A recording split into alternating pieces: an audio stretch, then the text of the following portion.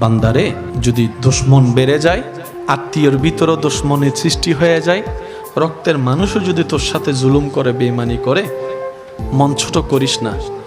তোদের জীবনের প্রতিটা ক্ষণে কিভাবে মোকাবেলা করবি সেটা প্র্যাকটিক্যাল শিখে নেওয়ার জন্যই আমি প্রত্যেকটা নবীকে এক একটা মুসিবত দিয়ে তোদের জন্য শিক্ষার ব্যবস্থা করে দিয়েছি। সুবহান।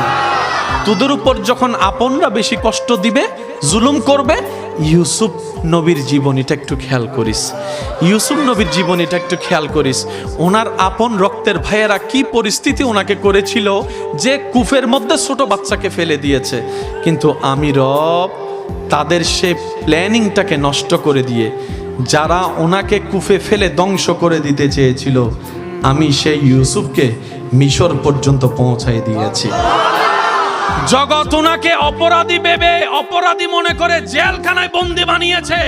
ওনার ধৈর্য শুকরের কারণে আমি আল্লাহ ইউসুফ নবীকে রাজার সিংহাসনে বসিয়ে দিয়েছি। বান্দা, যখন শরীর বেশি অসুস্থ হয়ে যাবে, আমার নবী আইয়ুবের কথা মনে করিস। যখন তোর মানসিক যন্ত্রণা একটু বেশি বেড়ে যাবে, আমার নবী ইব্রাহিমের কথা একটু মনে করিস। যখন তোর দিক চতুর রাস্তা বন্ধ হয়ে যাবে, চতুর্দিকে তুই অন্ধকার দেখবি, তখন আমার নবী ইউনুসের কথা একটু মনে করিস। আর একটু জোরে বলেন না সুবহান আল্লাহ। ও আমার বান্দা, তোদের জন্য প্রত্যেকটা নবী রসুলের জীবনীতে আমি আল্লাহ শিক্ষার ব্যবস্থা করে দিয়েছি।